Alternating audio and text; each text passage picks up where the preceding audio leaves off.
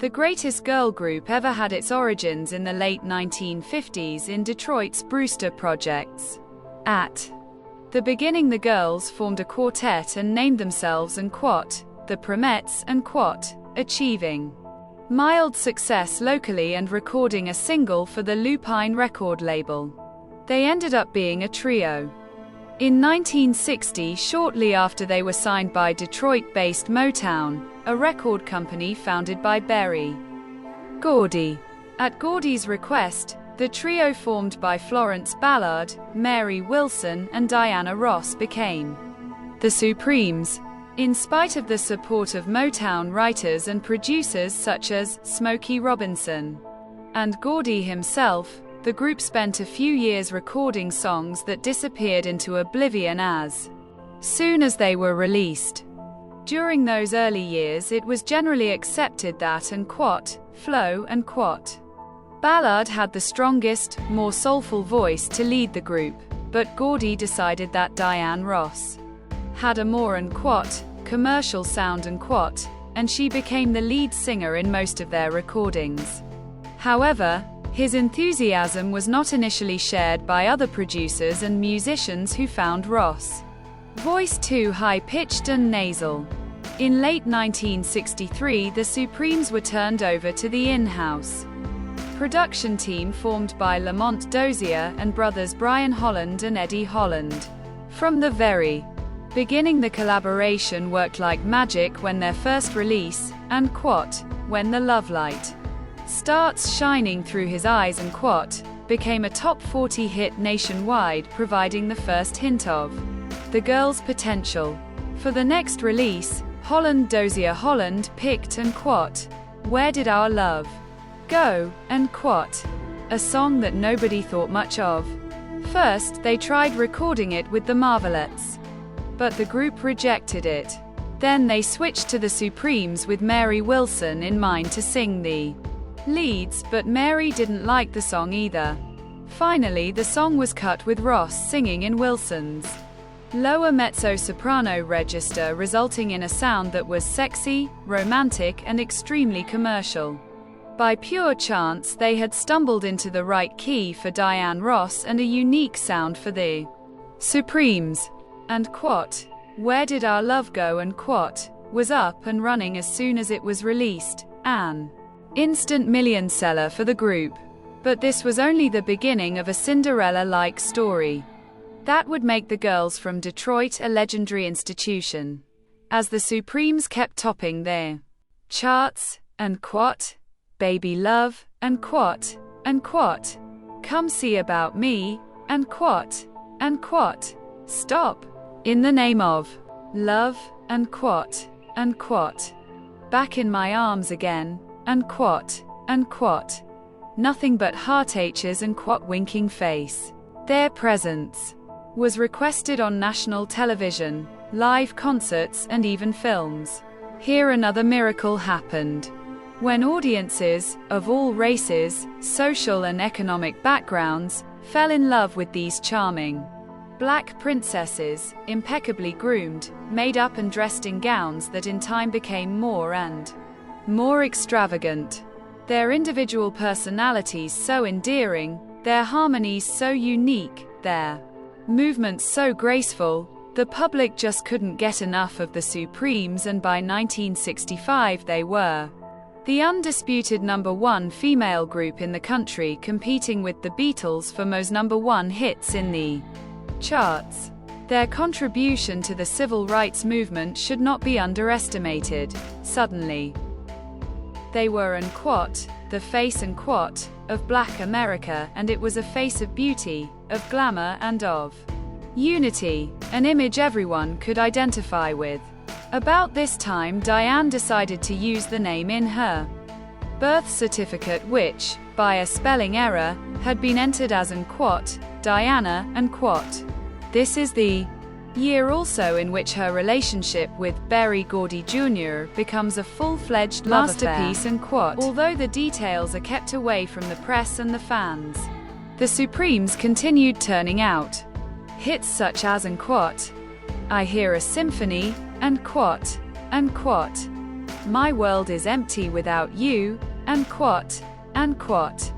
You can't hurry love, and quat, and quat. Love is like an itching in my heart, and quat, and they were clearly, and quat, the sound of young America, and quat, but Gordy had a broader vision for them. Now that he had the kids listening to the group, the next step was to conquer the adults. The Supremes were the first R&B group to perform at the famed and quat Copacabana nightclub and quat in New York, enchanting audiences with their rendition of old American standards, songs from Broadway and Hollywood productions, and their Motown hits. This was surely a well-calculated gamble which paid off immediately. Diana Ross, Mary Wilson, and Florence Ballard were now perceived as much more than a rock group. Actually, they had become the embodiment of the American dream, and as performers they were now in the same league as Sammy Davis Jr., Frank Sinatra, Barbra Streisand, or Judy Garland. They constantly appeared on television with the greatest names in show business, from Bobby Darin to Ethel Merman, Bob Hope, or Bing Crosby. Looking at their seasoned performances on and quat, The Ed Sullivan Show and quat, the new title of The Ed Sullivan Show, 1948, and other TV shows, it is easy to forget that these ladies were barely 20 years old. By 1966, the first rumors of dissension within the group leaks out.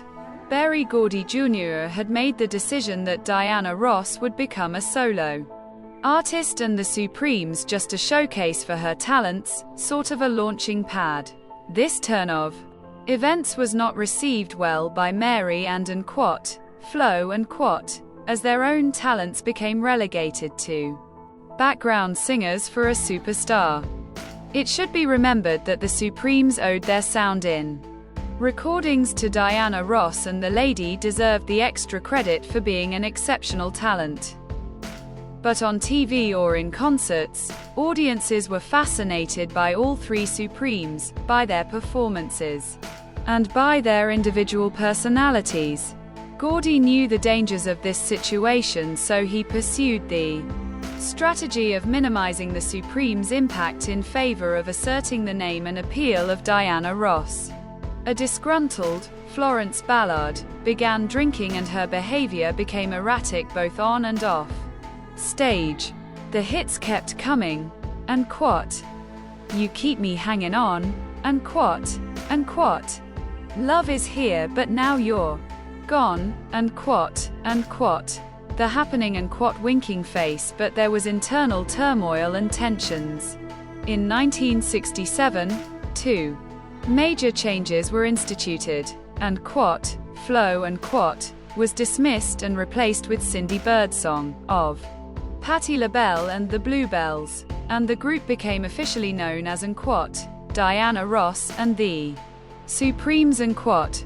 As with the Ross-Gordy relationship, the details of Ballard's departure were kept under wraps. The group went on to higher success, becoming more sophisticated than ever and performing in the best venues not only in America but all over the world. Beautiful Cindy Birdsong had her own charismatic presence and was accepted by audiences everywhere. However, the departure from Motown of Holland Dozier Holland dealt a blow to the girls' recording career. Their last hits with HDH were and quat, Reflections and quat, and quat, In and Out of Love and quat, but from there on their presence on the charts became hit and miss. They bounced back with and quat, Love Child and quat, I'm Living in Shame and quat, and quat, I'm Gonna Make You Love Me and quat, and quat, Duet and quat, with The Temptations, with whom the ladies also appeared in two highly rated television specials, TCB 1968, and GIT on Broadway, 1969. Their recordings of and quat, The Composer and quat, No Matter What Sign You Are and quat, didn't do what expected, but by the end of 1969 the ladies released another million seller, and quote, "Someday we'll be together," and quote, as it was announced that Diana would no longer be with the group. Their last concert together was in January 1970, an emotional farewell performance at the Frontier Hotel in Las Vegas. The career of Diana Ross as a solo artist struggled at the beginning, but with Gordy's guidance and Motown resources solidly behind her, she became the star of the 70s with such unforgettable recordings as and quote, "Ain't No Mountain High Enough," and quote, and quote, "Touch Me in the Morning," and quote, becoming one of the world's highest paid performers.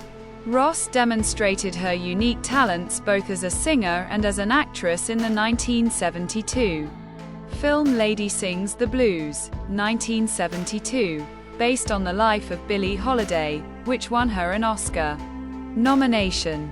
About this time it was expected that Ross and Gordy would make their relationship public, but Diana surprised everybody by marrying Robert Ellis Silberstein on the 20th of January 1971.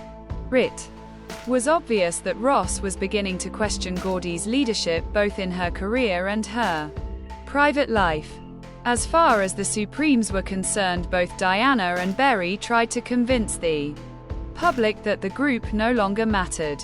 The pitch went out that the Supremes had been great because Diana was great, and now it was no longer important.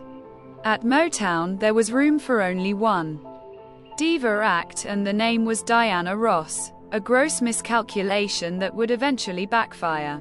In spite of Motown's lack of support, the Supremes continued their successful recording career well into the 70s, with Chicago-born singer Jean Terrell replacing Diana.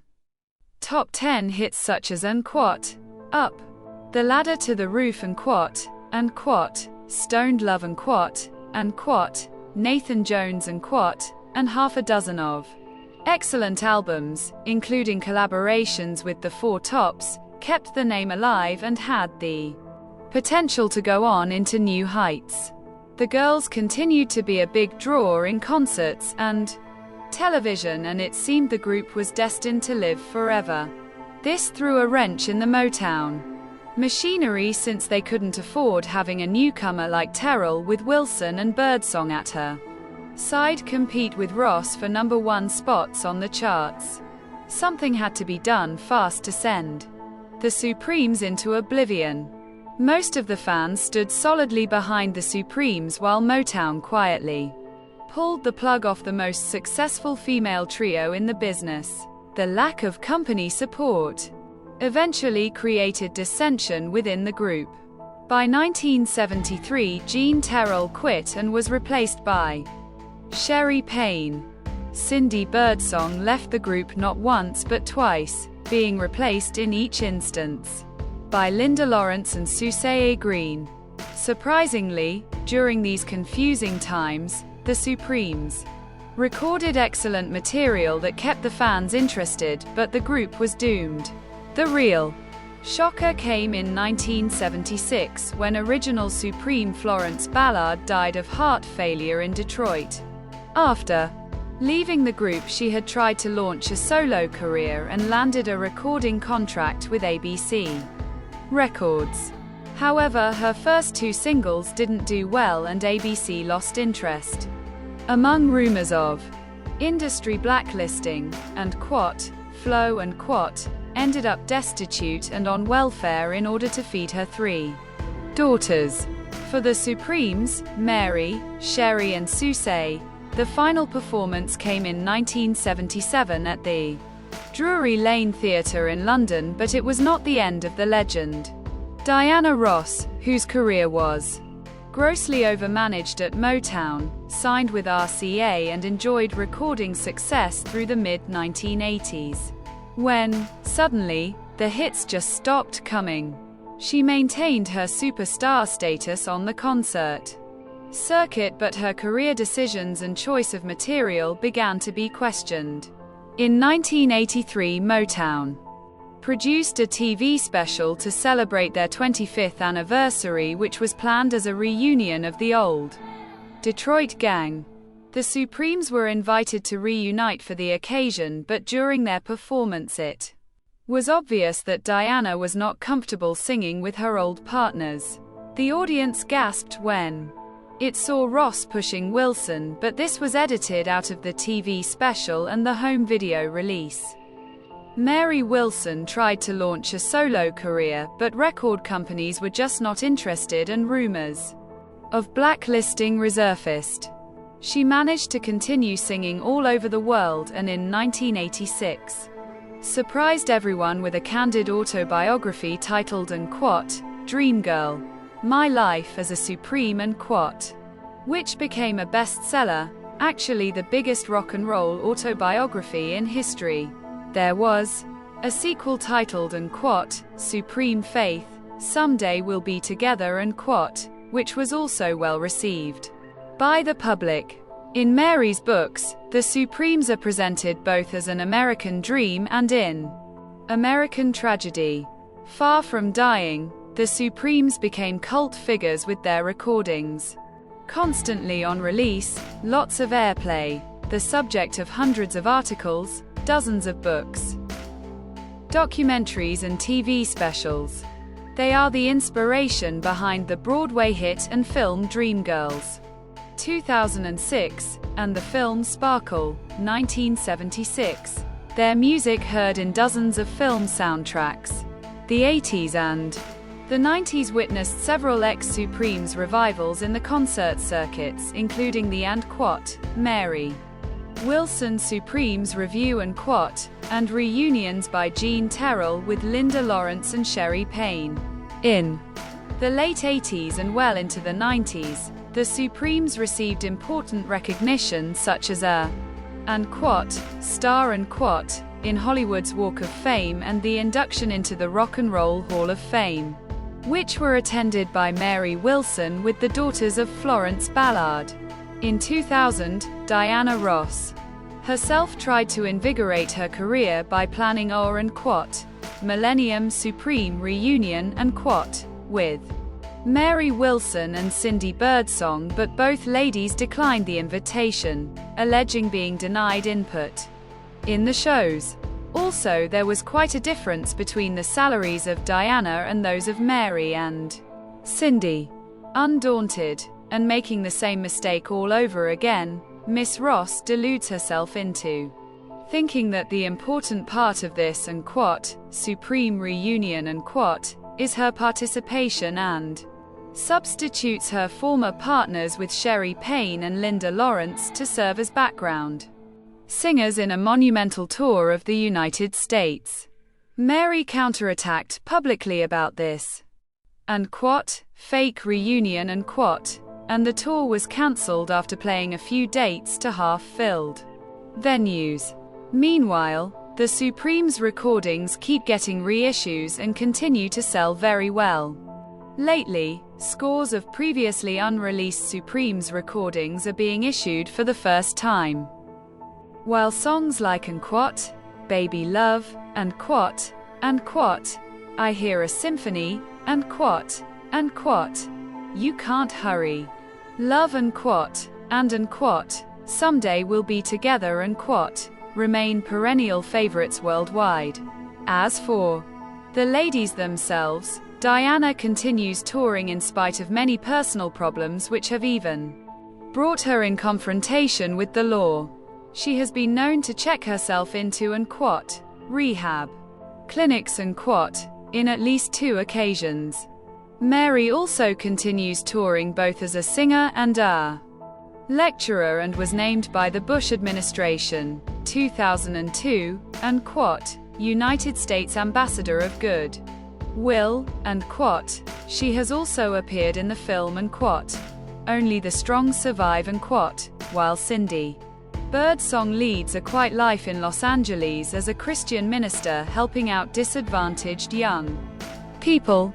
In 2004, Mary and Cindy reunited for the Motown 45, 2004, TV special where they sang a Medley of Supremes hits with Kelly Rowland, of Destiny's Child substituting the elusive Diana Ross. Whatever happens in the future for these ladies, it is clear that the Supremes legend has stood the test of time and will continue. At their prime, they touched so many lives and excelled in so many ways that their impact seems destined to live forever. Where did our love go? Nowhere. It's still here, baby, baby. IMDb mini biography by Mark Martin.